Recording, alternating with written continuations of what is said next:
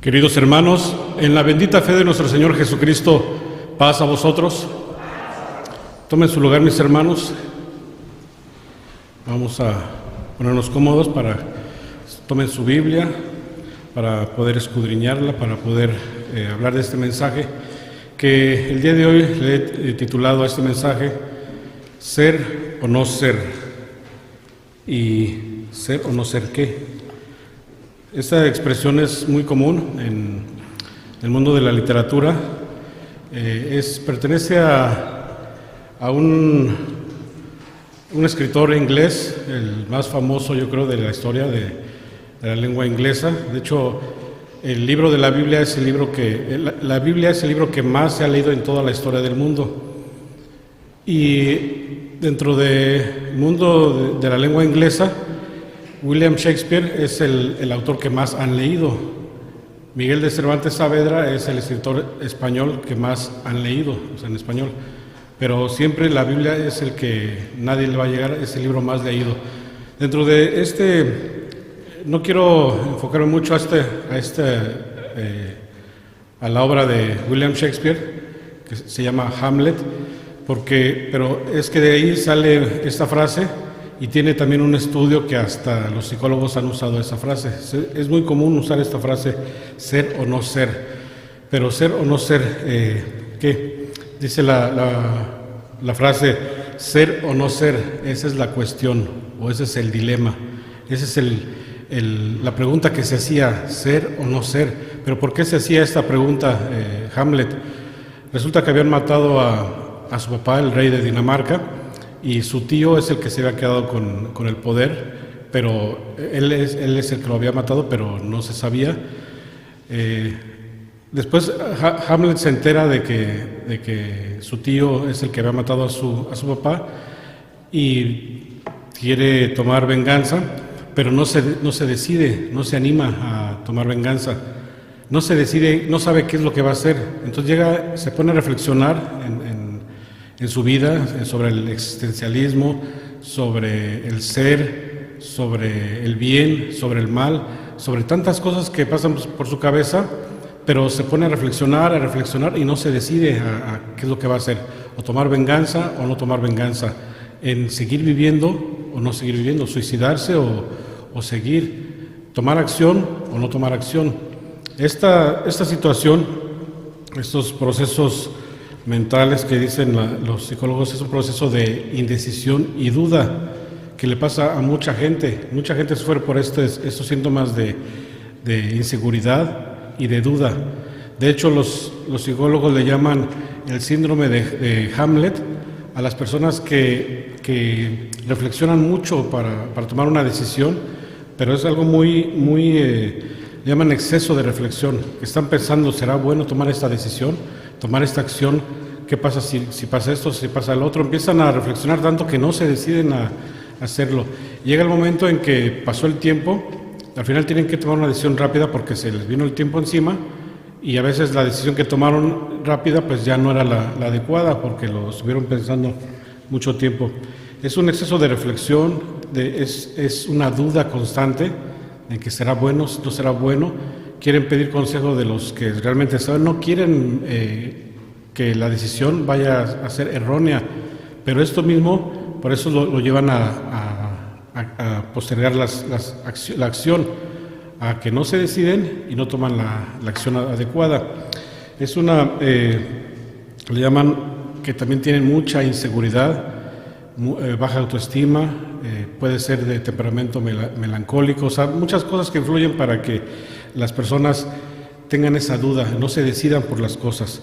Es una situación que no pueden decidirse, pero esta duda es la que los va a hacer sufrir, las que le va a hacer que no realicen sus acciones.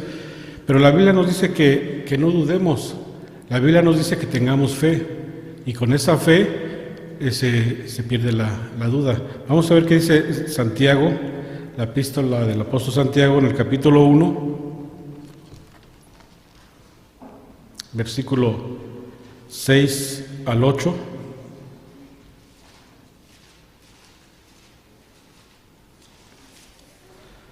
Dice así: pero pida en fe, no dudando nada, porque el que duda es semejante a la onda de la mar, que es movida del viento y echada de una parte a otra. No piense pues el tal hombre que recibirá ninguna cosa del Señor. El hombre de doble ánimo es inconstante en todos sus caminos. Entonces dice que si vamos a hacer algo, no dudemos. Si le pedimos obviamente a Dios, primero Dios, vamos a hacer tal cosa, entonces no dudemos, porque Él va a estar con nosotros. Pero si empezamos a dudar, ¿será que Dios nos escuchará?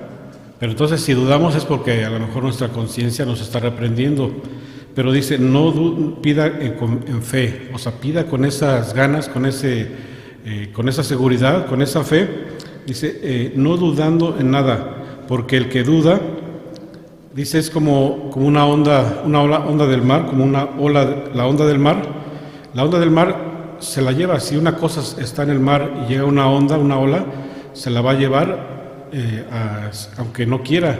La onda, la ola va y no puede parar hasta que choca, hasta que termina en algo, pero la onda del mar dice que es movida del viento y echada de una parte a otra.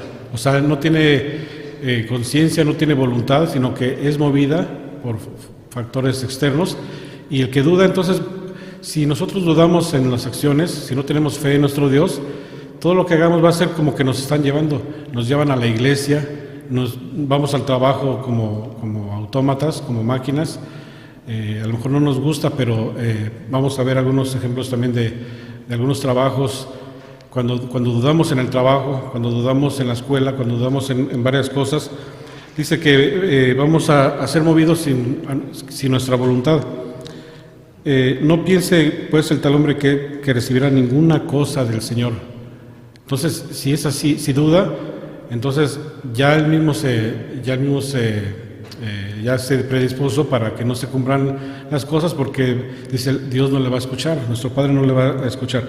El hombre de doble ánimo, el hombre que hoy dice una cosa y mañana piensa otra cosa, porque hoy se decidió en una acción, pero mañana en otra, dice, voy a ir a la iglesia, voy a ayudar a los hermanos, voy a hacer muchas cosas, pero después dice, no, mejor voy a hacer otra cosa, mejor voy a ayudarles a la evangelización. No me gustó, mejor ahora les voy a hacer otra cosa. Y no se decide porque piensa una cosa, piensa en otra. Dice, el hombre de doble ánimo es inconstante en todos sus caminos. Entonces, toma una decisión, pero la cambia porque no está seguro, porque no estamos seguros en las cosas que hacemos, porque no tenemos fe. Porque si tuviéramos fe, dice, una fe ciega, entonces no dudaríamos. Todo lo que hacemos nos iría bien. Entonces, no hay que ser indecisos para ser cristianos. Mucha gente dice, pues tengo que ir ahora los sábados a la iglesia, tengo que hacer eso. Empieza a dudar en ser cristianos. Dice, no debemos de dudar, de ser indecisos. No lo pensemos mucho, es nuestra salvación el ser cristianos. Y si somos cristianos, o si decidimos entrar a la iglesia, pues también hay veces que decimos, me bautizo hasta el otro año, y al otro año, y al otro año. Va pasando el tiempo y no se deciden en bautizarse porque no tienen la fe, porque todavía quieren estar un pie afuera y un pie adentro, o por muchas cosas, pero son indecisos. Esa indecisión, ¿qué es lo que puede pasar si alguien no se decide en bautizarse? Puede que no falte los sábados, que cumpla con todo, pero si no se bautiza, es un requisito también para la vida eterna.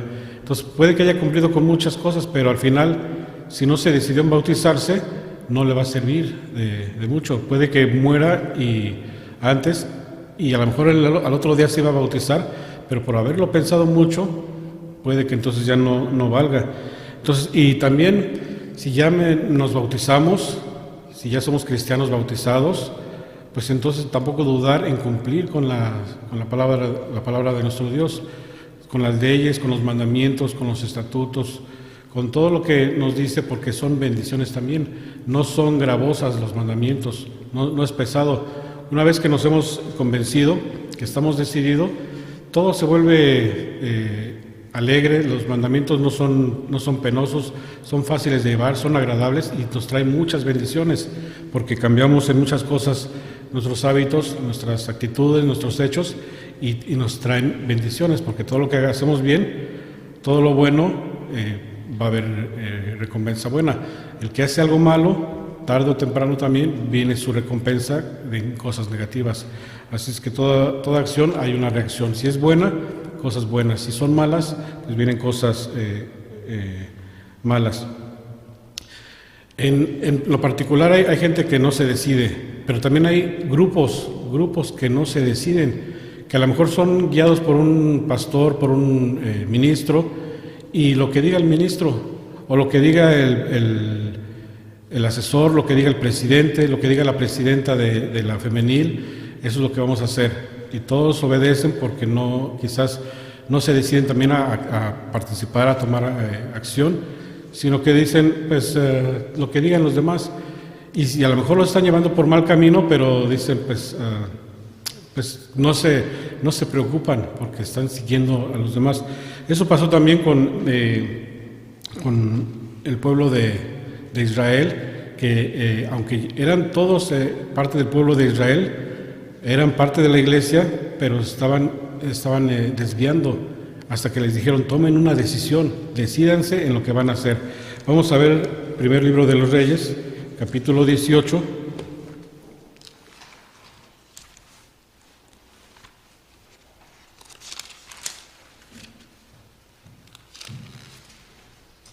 Versículo 21.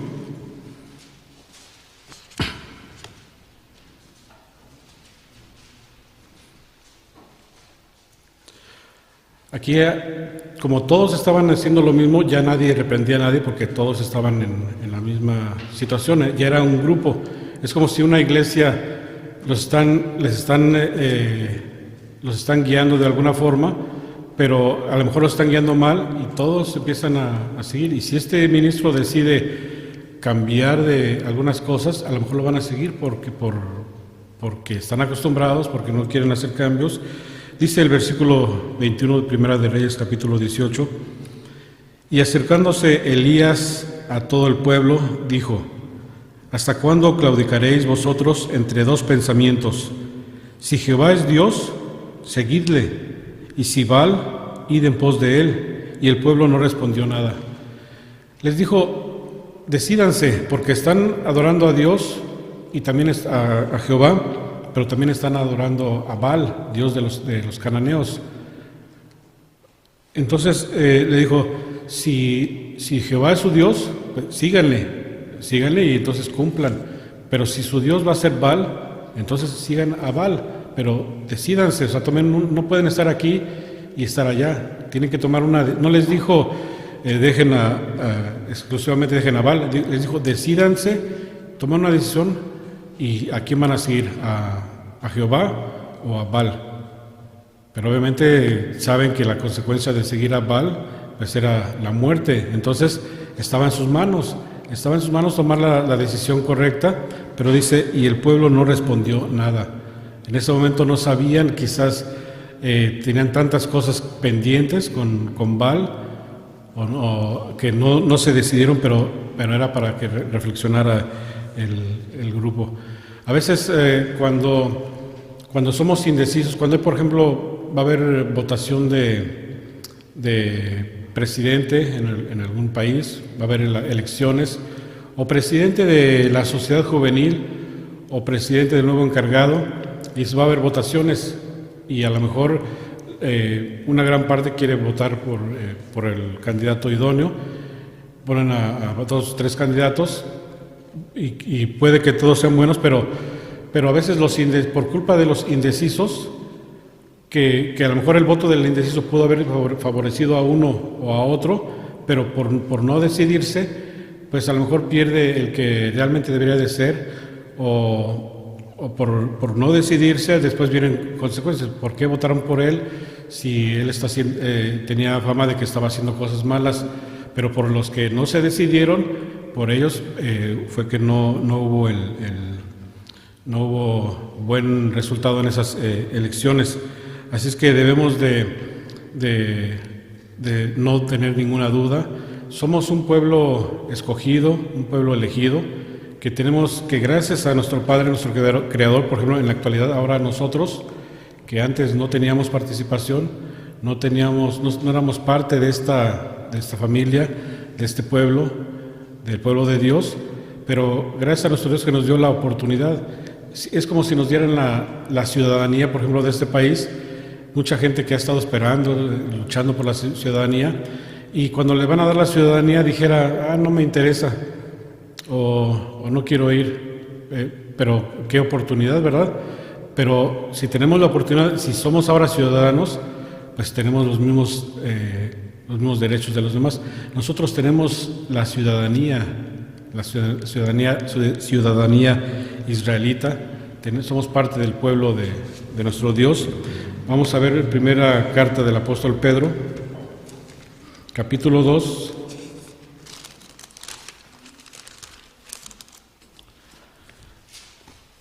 versículos 9 y 10.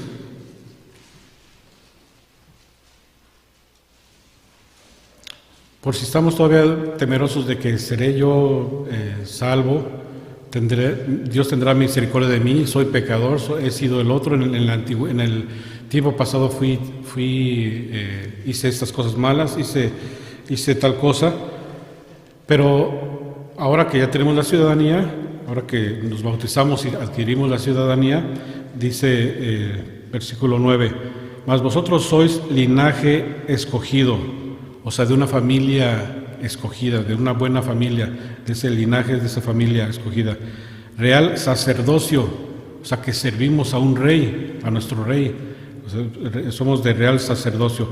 Gente santa, pueblo adquirido, para que anunciéis las virtudes de aquel que os ha llamado de las tinieblas a su luz admirable, de la oscuridad a la luz, de estar escondidos, ahora sí estar en la luz. Dice, vosotros que en el tiempo pasado no erais pueblo, mas ahora sois pueblo de Dios, que en el tiempo pasado no habéis alcanzado misericordia, mas ahora habéis alcanzado misericordia.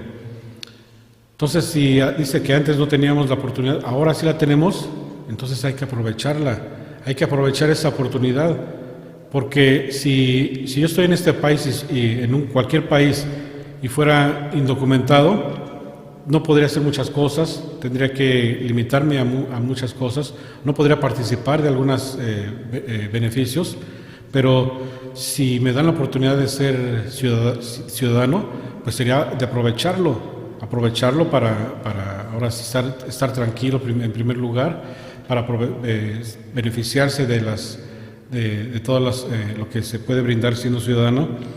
Pues tenemos que aprovecharlo, porque dice que ahora sí somos ciudadanos, ahora somos parte de esa familia escogida, de ese linaje escogido, real sacerdocio, que ahora vamos a servir a un rey, al rey de reyes, vamos a servir a él, nada más, ya no a dioses, no a reyes mundanos, a líderes corruptos, sino vamos a servir al Rey de Reyes, al Señor de Señores. Así es que esta frase, ser o no ser, como le pasó a Hamlet, que él decía, ese es el dilema, esa es la cuestión, ¿lo hago o no lo hago? ¿Soy o no soy? La decisión está en nosotros mismos está la decisión de querer ser o no querer ser. Si tomamos la decisión, pues aunque tenemos las bendiciones de ser parte del pueblo, de ser las decisiones, pero a veces no comprendemos a veces esas bendiciones. Hay veces que aunque somos parte del pueblo, pero pasan tantas cosas por nuestra cabeza que a lo mejor no llegamos a comprender la importancia de ser parte de este pueblo.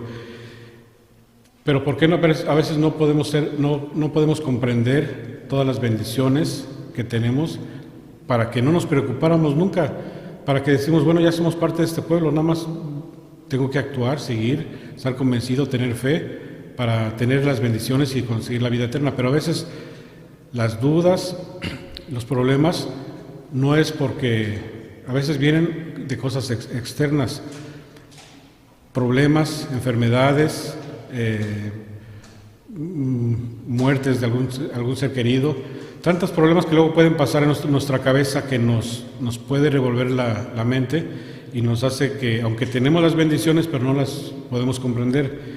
Le pasó a Hamlet que él se pasaba horas y horas reflexionando, y siendo hijo de un rey, de la reina, o sea, él era heredero natural, pero él era parte de la realeza, y aún así tenía esa incertidumbre, esa duda que le atormentaba, que a tal grado de quererse suicidar, porque dice, bueno, tener la vida o no tener la vida.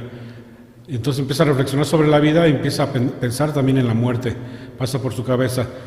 A muchas personas nos puede pasar de que podemos llegar a caer en depresiones, en conflictos, en tantos problemas que a veces nos hace llegar a la desesperación, a una depresión, y a veces hasta casi hasta pensar en el suicidio. Pero todos estos problemas que nos pasa, si empezamos a reflexionar, a meditar, pero no tanto como Hamlet, que empezamos a reflexionar, sino empezamos a analizar que todo lo malo también que nos pasa a veces es para beneficio, o que Dios no nos va a dejar. El mismo Pablo le pasaron cosas que él llegó también que estaba la muerte, que le tocaba morir, que quizás la muerte era lo que más le convenía, lo que le iba a pasar, pero después se dan cuenta de que si piensan con su propia cabeza, pues los puede llevar a uno a tomar esas decisiones equivocadas. Se da cuenta de que Dios es el que nos puede ayudar. Dice segunda carta a los Corintios, capítulo 1.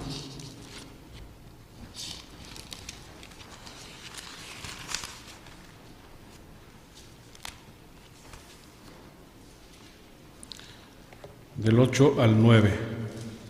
Eso es lo que le pasa al apóstol Pablo, y les comenta, les dice lo que ha pasado, para que también reflexionemos cuando nos esté pasando a nosotros los problemas, las tribulaciones, los conflictos, esas emociones, esos sentimientos, que parece que estamos solos, que parece que estamos desamparados, como que no hay nada, que dice mejor no ser. Llega el momento de decir mejor ya no ser nada en esta vida. Pero dice en versículo 8, porque hermanos, no queremos que ignoréis de nuestra tribulación que nos fue hecha en Asia, que sobremanera fuimos cargados sobre nuestras fuerzas, de tal manera que estuviésemos en duda de la vida. Dicen, no queremos que no sepan, que ignoren, que pasamos por muchos problemas, por muchas tribulaciones, muchos conflictos, de tal suerte, dice que fuimos cargados sobre nuestras fuerzas, de tal manera que estuviésemos en duda de la vida, que ya pensaban que iban a morir, pensaron que ya la vida se les iba, que iban a morir ahí abandonados. Dice, mas nosotros tuvimos en nosotros mismos respuesta de muerte, o sea, se sentían como condenados a muerte, para que no confiemos en nosotros mismos, sino en Dios que levanta a los muertos, el cual nos libró y libra de tanta muerte, en el cual esperamos que aún nos librará. Dice, Él nos libró en ese momento, y también sé que nos va a librar, nos va a seguir ayudando. Pero si nosotros estábamos pensando en nosotros mismos, pensamos que ya la muerte estaba ahí, que ya la muerte era inevitable en nuestro propio pensamiento. Así nos puede llegar a suceder que, o no tanto la muerte, decimos, bueno, vamos a perder esto, voy a perder el otro, me va a venir tantas cosas por lo que está sucediendo, pero Dios es el que al final dice nos va a liberar y nos va a seguir librando de todo, con esa confianza. Pero sí puede llegar al momento en que en el momento decimos, o sea, decimos que es fácil, pero cuando estamos en el momento, pues esos son sufrimientos que quizás tenemos que pasar, tenemos que, como dice Pablo, pues sé andar en austeridad, sé andar con abundancia, he sido golpeado, he sido azotado, he sido maltratado, pero yo sigo el camino y hasta que cumplió el camino. Ser muy indecisos en la vida también, pues nos puede privar también, nos puede hacer que perdamos muchas oportunidades buenas en muchas cosas. Puede que un trabajo bueno también lo perdamos amistades, pierdan parejas, pierdan tantas cosas por la indecisión, por no decidirse. Cuando estaba yo en la universidad, en una ocasión, como en una semana me llegaron de muchas fuentes me llegaron amistades, familias, amigos que me hablaban de la religión, de tal religión, de diferentes religiones me hablaron, pero yo hasta me asombré porque dije, ¿por qué se me juntó? Porque ahora me están hablando de religión, porque hasta amigos que tenía que de repente me doy cuenta que eran cristianos y me invitaron a una reunión y fui, y cuando supieron que era ateo se enfocaron todos en mí para quererme convencer, pero yo no me decidí en ese momento porque dije, bueno, no me decidí en nada y a lo mejor perdí una oportunidad de volverme cristiano desde hace muchos años, desde hace mucho tiempo, pero yo digo, bueno, Dios sabe por qué pasan las cosas y llegó el momento en que después, fui muy, no tanto indeciso, porque en ese momento sí fui indeciso porque no me decidí por ninguna, por nada, más bien decidí continuar mi camino de ateo, pero no era lo que ahora podemos recomendar.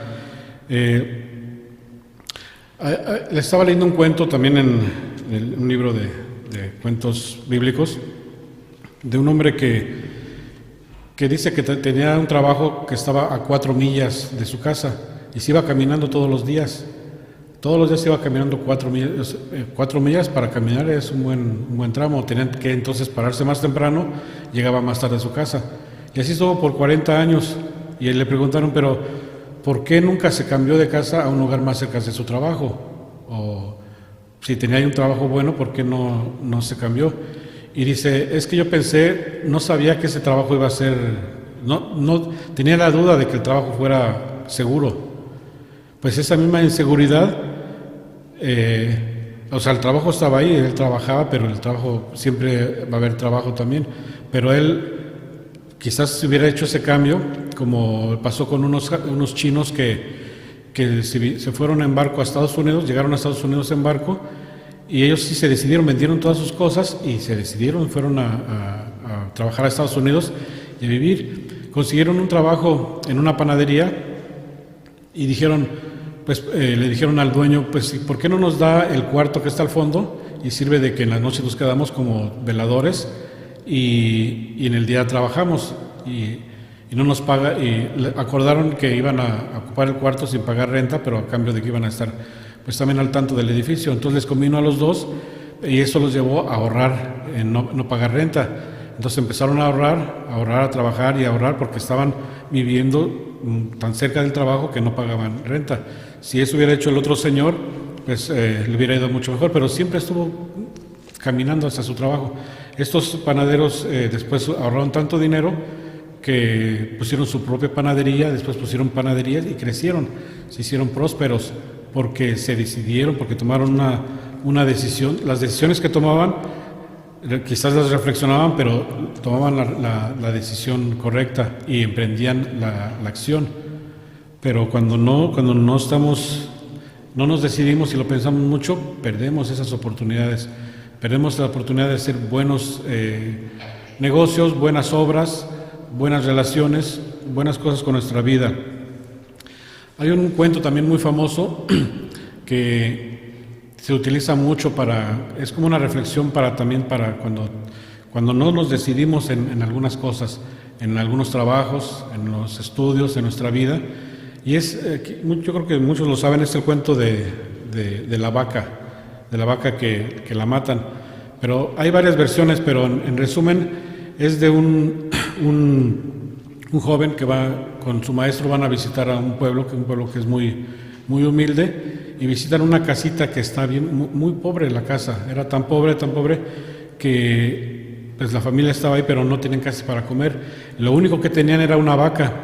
Esa vaca les daba leche, y con esa leche hacían queso, hacían la crema, y con eso los alimentaba, y ahí mantenían a la vaca porque era su fuente de comida, y no era lo único que tenían.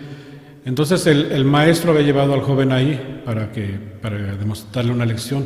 Entonces convivieron con esa familia, al otro día se van, pero antes de irse el maestro va y mata a la vaca, la mata y se van. Y el joven dice, pero ¿por qué hizo esto? ¿Por qué mató a la vaca si era su única fuente de alimento? Se queda tan trastornado que se van, pero pasa el tiempo y no se le olvida, hasta que llega un momento en que dice, pasó el tiempo, y le dice al maestro, pero no me explico por qué hizo esto. Y dice, bueno, regresemos para ver qué es lo que pasó. Regresan a la casa, y ya la casa está mejor construida,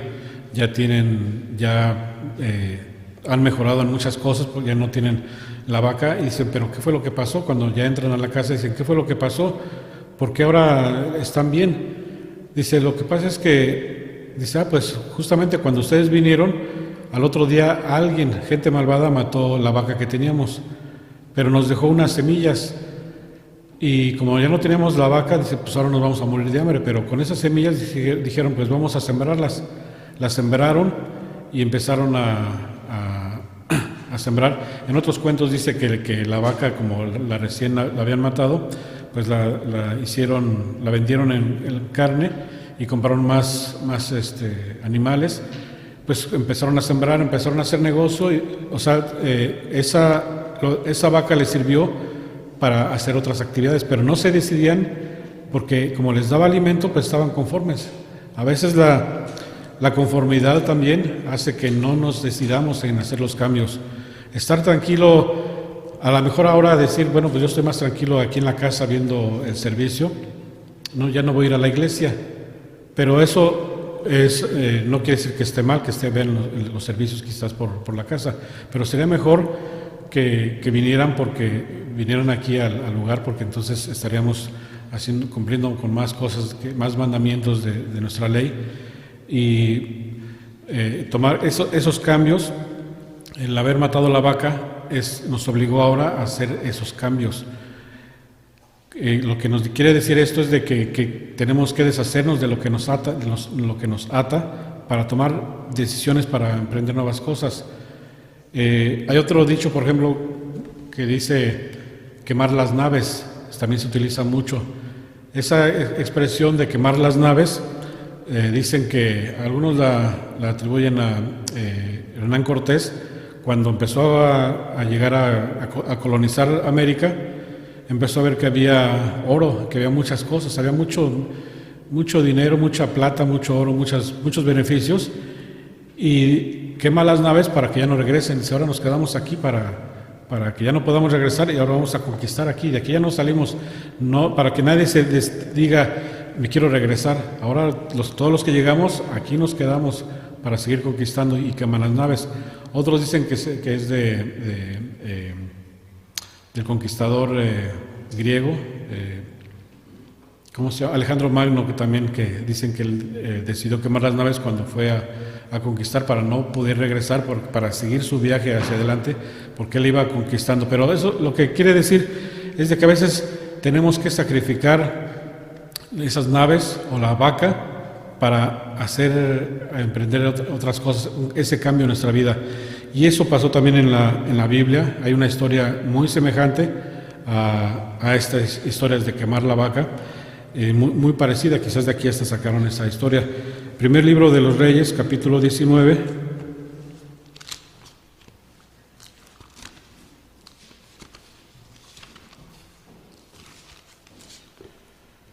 Primer libro de los Reyes, capítulo 19, del 19 al 21. Vamos a ver que aquí también alguien quemó sus vacas o quemó sus naves para emprender un cambio y para hacer algo para mejor para su vida. Dice así: y partiéndose él de allí, halló a Eliseo, hijo de Safat, que araba con 12 yuntas delante de sí, y él era uno de los 12 gañanes. Y pasando Elías por delante de él, echó sobre él su manto.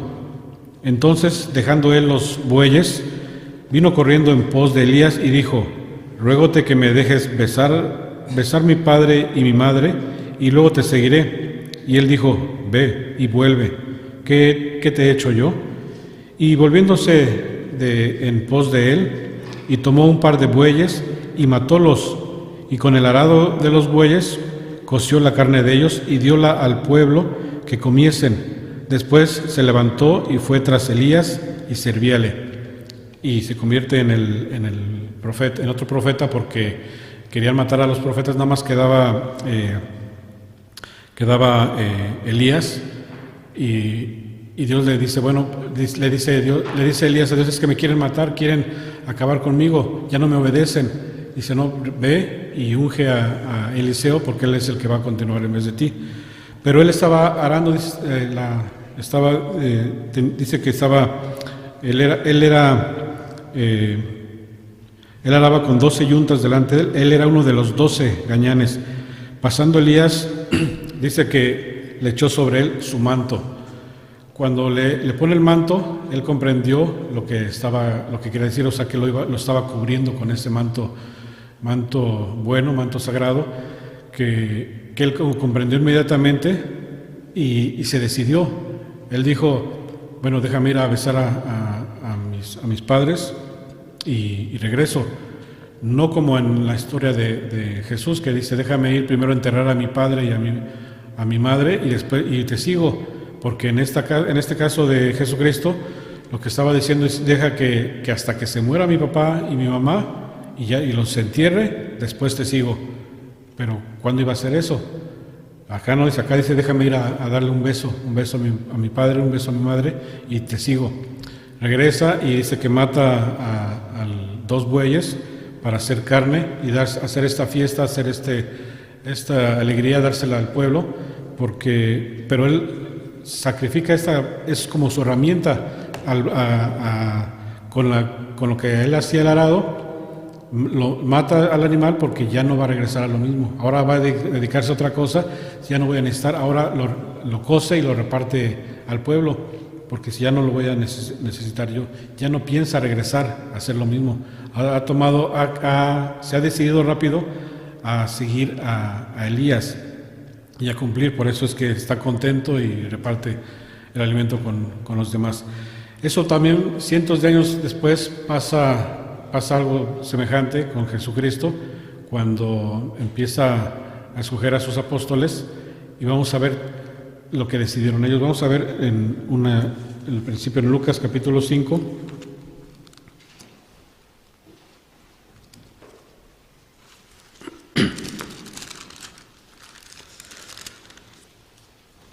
El Evangelio según San Lucas capítulo 5, verso 27 al 29.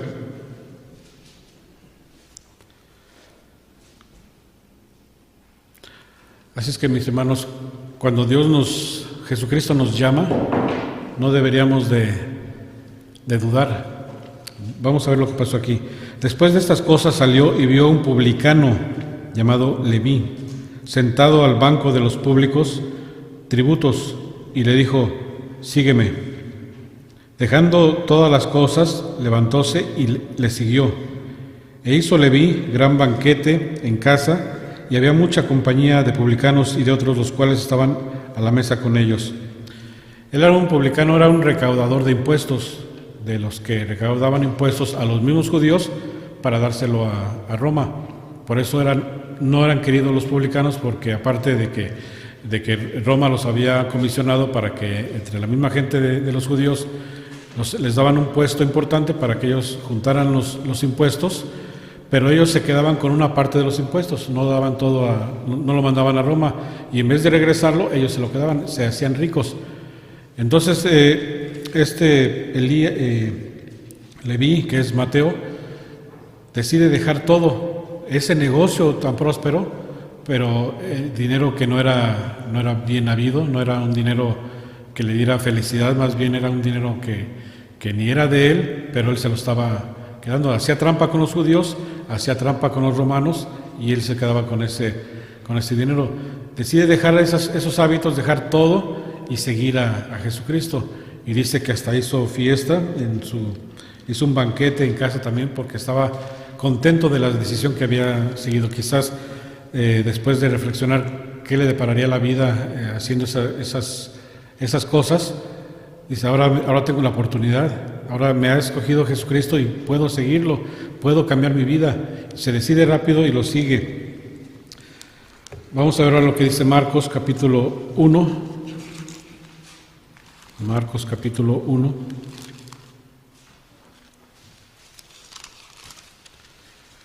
Versículo 16. Dice así: y pasando junto a la mar de Galilea, vio a Simón y a Andrés, su hermano, que echaban la red en la mar, porque eran pescadores. Y les dijo Jesús: venid en pos de mí, y haré que seáis pescadores de hombres. Y luego, dejadas sus redes, le siguieron. Y pasando de allí un poco más, delante vio a Jacobo, hijo de Zebedeo, y a Juan, su hermano, también ellos en el navío que aderezaba las redes. Y luego los llamó, y dejando a su padre Zebedeo en el barco con los jornaleros, fueron en pos de él. Tenían buen negocio, eran prósperos, porque dice que tenían sus naves, tenían gente que trabajaba ahí. Dice, dejó a su papá, dejó a los trabajadores, dejó la nave, que él iba a ser pues el heredero, Zebedeo, y Juan, su hermano. Dejaron todo y siguieron a Jesucristo sin dudar. Tomaron la mejor decisión de su vida, pero dejando algo que aparentemente era bueno, pero la mejor decisión era volverse a Jesucristo. Y no quiere decir, no se trata de que debemos abandonar nuestra familia, o los jóvenes que digan, bueno, voy a dejar a mi familia para seguir a Jesucristo. Voy a dejar este trabajo por ser cristiano. O sea, no se trata de dejar las cosas, sino se trata de que hagamos el cambio, que hagamos la decisión de nosotros, que nos comprometamos, que todo lo que nos vamos a comprometer, que lo cumplamos. No decir, hoy me vuelvo cristiano y mañana me dio flojera de ir a la iglesia, o hoy no hago esto, hoy no hago lo otro, y después voy, porque tenemos que ser. Dice la frase, ser o no ser, pero tiene tanta fuerza también porque hay dos caminos, o ser o no ser, o eres o no eres. ¿Eres cristiano o no eres cristiano?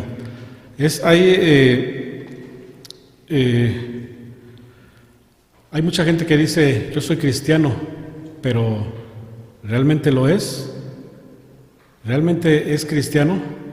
Porque lo dice de palabra, pero de hechos no lo es. Así es que debemos de decir, sí soy cristiano, yo soy.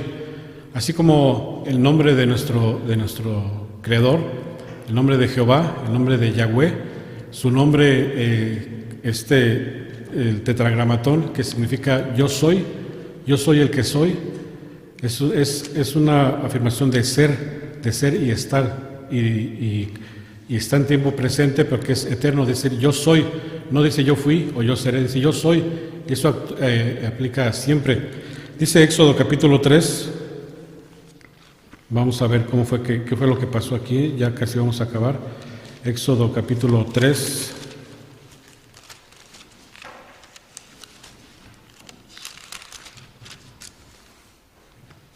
Lo que le pasó a Moisés cuando dice que apareció el ángel de Jehová en una llama de fuego en medio de una zarza. Dice el versículo 13: y dijo Moisés a Dios: He aquí que llego yo a los hijos de Israel y les digo, el Dios de vuestros padres me ha enviado a vosotros. Si ellos me preguntaren, ¿cuál es su nombre? ¿Qué le responderé?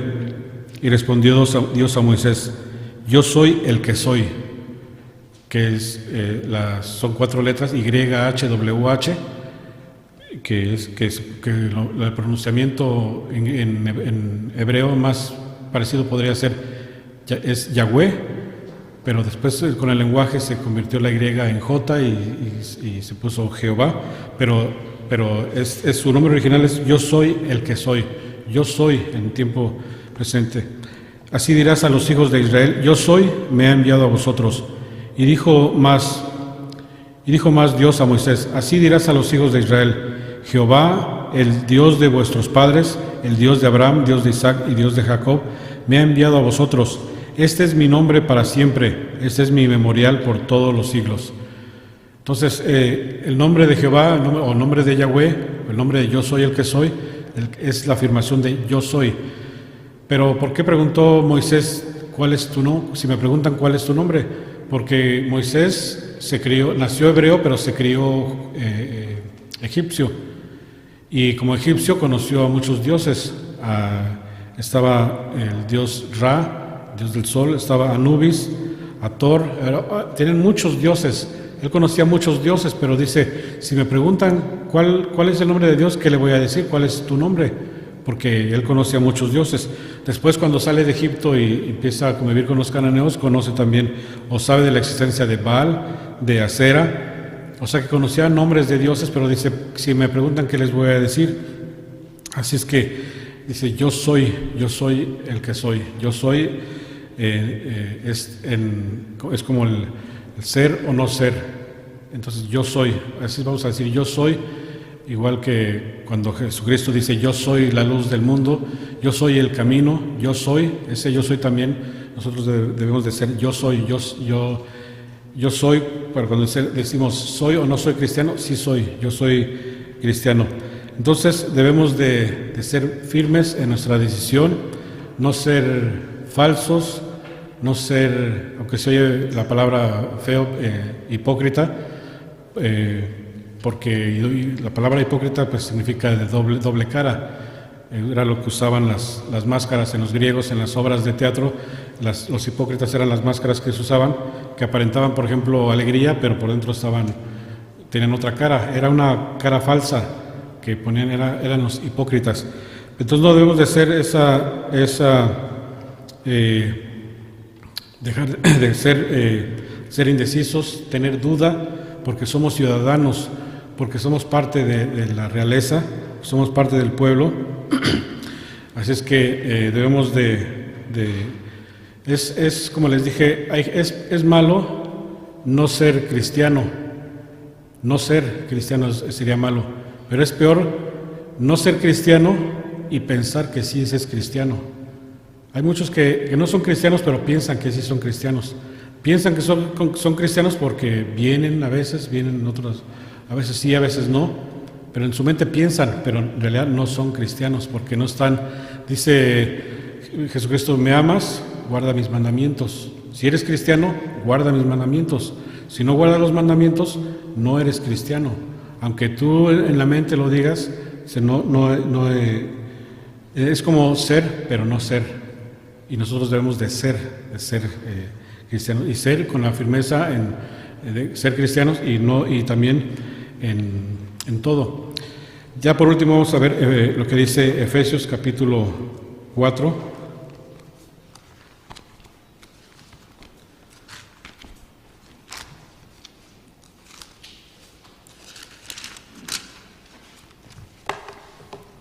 Efesios capítulo 4.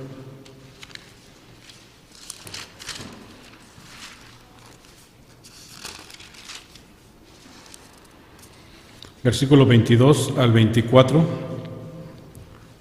dice así: así que dejéis cuanto a la pasada manera de vivir el viejo hombre, que está viciado conforme a los deseos del error, y a renovarnos en el espíritu de vuestra mente, a vestir el nuevo hombre, que es criado conforme a Dios, en justicia y en santidad de verdad. Vamos a renovarnos, como a ser nuevos otra vez. Cuando nos bautizamos, nos volvemos un nuevo hombre, somos renovados, otra vez, es otra vez, novados, nuevos, vamos a ser otra vez nuevos, pero cada que lleguemos a cometer algo, vamos a renovarnos, vamos a cambiar.